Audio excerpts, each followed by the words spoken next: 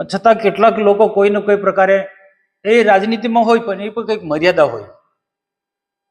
એને રાજનીતિમાં બધું જ હોઈ શકે છે, વિરોધ પક્ષ તરીકે ટીકા ટિપ્પણી બધું જ કરવાનો એને અધિકાર છે. પરંતુ ગુજરાતમાં છેલ્લા 1 વર્ષથી હું જોતો આવ્યો છું કે આમ આદમી પાર્ટીના કેટલાક નેતાઓ આખા ટ્રાઇબલ વિસ્તારની અંદર અલગ અલગ તાલુકામાં અલગ અલગ જિલ્લાઓમાં પ્રવાસ કરે છે અને આખા ગુજરાતમાં એમની એક ટીમ વ્યાપેલી છે, તાલુકે તાલુકે જિલ્લે જિલ્લે આમ આદમી પાર્ટીના. હું તો કહું એક પ્રકારના એજન્ટ પ્રકારના લોકો છે. આ લોકો આમ આદમી પાર્ટીના નેતાઓને કયા તાલુકામાં કયા જિલ્લામાં વિકાસના કામોમાં કંઈક ને કંઈક નાની મોટી ગરબડ થઈ હોય, લાખો રૂપિયાના કામો થવાના હોય તો હું સ્પષ્ટ માનું છું કે થોડી દોડ કંઈક ને કંઈક ક્ષતિ હોય છે. તો એક ક્ષતિ રહી હોય, કંઈક ભૂલ થઈ, કર્મચારી અધિકારી ભૂલ કરીને એની યોગ્ય દિશામાં યોગ્ય રીતના તપાસ માંગવી જોઈએ. પરંતુ આખા ટ્રાઇબલ પોકેટની અંદર, ટ્રાઇબલ બધા જ જિલ્લાની અંદર આવા કોઈક ને કોઈક વિકાસના કામો થયા હોય, એમાં રોડ રસ્તાના હોય કે પછી જંગલ ખાતાને લગતા હોય કે પછી મનરેગાને હોય કે કોઈ પણ પ્રકારના કામો, કેટલાક ઉદ્યોગો આજે ગુજરાતમાં ખૂબ સારી રીતના ચાલે છે અને લાખો લોકોને રોજગારી આપે છે. તો એ ઉદ્યોગો ચાલે એમાં ઉદ્યોગનો કંઈક ને કંઈક ક્ષતિ રહી હોય, કંઈક હોય, ભૂલ થઈ હોય, તો તેમાં પણ ઉદ્યોગોમાં પણ આ જે એક ટીમ છે આમ આદમી પાર્ટીના નેતાઓની, ને ટ્રાઇબલ વિસ્તારમાં ખાસ એવા નેતાનો પ્રવાસ હોય છે. હવે પ્રવાસ કરી ત્યાં સુધી એમને કોઈ વાંધો નથી, પણ સરકાર પર, સરકારના મંત્રીઓ પર, અમારા જેવા નેતાઓ પર ચોર સાવકારને દંડે તે રીતના એમની આખી કાર્ય પદ્ધતિ છે. પરંતુ આ જે નેતાઓ શું કરે છે કે એક કામને તપાસ માંગે, જિલ્લા સંકલનની મિટિંગમાં પણ તપાસ માંગે, સરકારમાં પણ તપાસ માંગે, ને તપાસ માંગ્યા પછી થોડાક હાઇલાઇટ પણ કરે સોશિયલ મીડિયામાં કે મીડિયા દ્વારા ગમે રીતના કે આ તપાસ ફલાણે માંગી, ને પછી એ અધિકારીને એ એજન્સી પાસે એનો તોડો પાણી કરે છે. આ એક દાખલો આપો. 1 વર્ષ પહેલા ગુજરાતના મુખ્યમંત્રી ભૂપેન્દ્રભાઈ પટેલ ડેડિયાપાડામાં આવ્યા હતા, ફોરેસ્ટને લગતો કાર્યક્રમ હતો. હવે તેમાં પણ 4, 5, 6, 10 દિવસથી ફોરેસ્ટની તૈયારી ચાલતી હતી. ગુજરાતભરના IFSથી માંડીને બધા અધિકારીઓ આવતા હતા કાર્યક્રમને સફળ બનાવવા માટે. એમાં સ્વાભાવિક ખર્ચ થાય. તો એ વખતે પણ એક ટ્રાઇબલ નેતા, આમ આદમી પાર્ટીના નેતાએ સોશિયલ મીડિયામાંથી ને જિલ્લા સંકલન મિટિંગમાં બધી રીતના હાઇલાઇટ કે કરોડો રૂપિયાનો ખર્ચ થયો, જમવાનો, ચા પાણીનો આવો ખર્ચ થયો, આવો ખર્ચ થયો. આમ કરીને ત્યાં એક રેન્જ ફોરેસ્ટ ઓફિસર પાસે 50 લાખનો તોડ કર્યો. 50 લાખનો તોડ કરીને આખો પ્રશ્ન શાંત થઈ ગયો.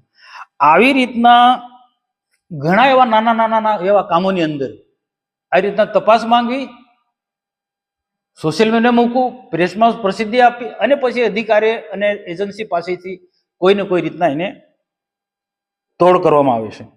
આવો આખા ટ્રાઇબલ જિલ્લાના મોટા ભાગના તાલુકામાં એ નેતાનો, એની સાથે 2, 4, 5 લોકો, એ આખી ટીમ જ છે, એ પ્રવાસ હોય છે અને આવા કામ થયેલા હોય એ એની ટીમ જ બતાવે કે આ તાલુકામાં, આ જિલ્લામાં આ પ્રકારના કામો થયા છે અને આ રીતના પ્રસિદ્ધ કરવાનું, એને તોડ પાણી કરવાનું, અને લાખો રૂપિયામાં તોડ થાય છે. એવું લાખો રૂપિયામાં તોડ થાય છે. અહીંયા અમારા પાસે એક પત્ર પણ આવ્યો છે અને પત્રમાં કેટલાક લોકો અપેક્ષા રાખી છે અને આવા લોકોને રોકવા જોઈએ.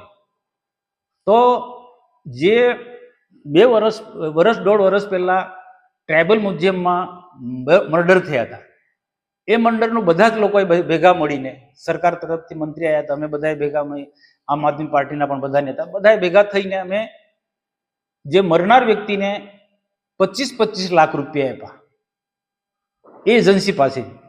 પણ બાકીના કેટલાક નેતાઓએ, ચૂંટાયેલા લોકોને એમની સાથેની એક ટીમ, એમને 10-10 લાખ રૂપિયાનો તોડ કર્યો. 10-10 લાખ. જો આ બહુ હું ગંભીરતાથી હું આ વાત મીડિયા સમક્ષ વાત કરું છું, બહુ જવાબદારીપૂર્વક 10 લાખ 10-10 લાખ રૂપિયાનો તોડ કર્યો. એમાં બધી રાજકીય પાર્ટીના આવી જાય છે. સર તે પણ અધિકારીઓ એમને આપી આખી વિગત આપી કે આખા એકતા પરેડનો આટલો ખર્ચ, ટ્રાઇબલ વિભાગનો બિરસા મુંડા જન્મ જયંતિનો ડેડિયાપાડાનો આટલો ખર્ચ, અને એજન્સીઓના નંબર લીધા, કોન્ટ્રાક્ટરોના નંબર લીધા એ ટ્રાઇબલ નેતાએ, અને પછી એ અધિકારીઓને ફોન કરે કે આટલો ટોટલી ખર્ચ થયો છે, એમાં મારા આટલા ટકા હોવા જોઈએ. એકતા પરેડમાં આટલો ખર્ચ થયો, એમાં મારા આટલા ટકા હોવા જોઈએ. ડેડિયાપાડામાં બિરસા મુંડાના કાર્યક્રમની અંદર આટલો ખર્ચ થયો, તો મારા 75 લાખ રૂપિયા માંગ્યા. આ ટ્રાઇબલ નેતા જે પોતાની જાતને આદિવાસીઓનો મસીહા ગણે ને એક અલગ અલગ તાલુકામાં ફરે છે, જિલ્લાઓમાં ફરે છે, આદિવાસીઓમાં, ને આદિવાસીને ઉશ્કેરી ફરે છે, ક્યાંક આવા કામો હોય ત્યાં પછી તપાસના બાને પછી તોડપાણી કરવાના આ ધંધા, એક પ્રકારનું આખું નેટવર્ક છે આ લોકોનું. આમ આદમી પાર્ટીના લોકોનું એક પ્રકારનું આખા ટ્રાઇબલ વિભાગની અંદર આખું એક નેટવર્ક છે, ને એના કારણે વિકાસના કામોમાં કોઈ ને કોઈ રીતે રોડા નાખવાના ધંધા આ પ્રકારના કરે છે. હું ચોક્કસ માનું છું, કામ થતું હોય ત્યાં ક્ષતિ હોય તો ક્ષતિ હોય તો એમાં ઘણા બધા નિયમો છે. યોગ્ય છે કે તપાસ માંગો તમે, પણ તપાસ માંગે એને પ્રશ્નનો ઉકેલ લાવવો જોઈએ. પણ આ તો એને પછી તોડપાણી કરો. આના 75 લાખ રૂપિયા માંગે, તમે વિચાર કરો.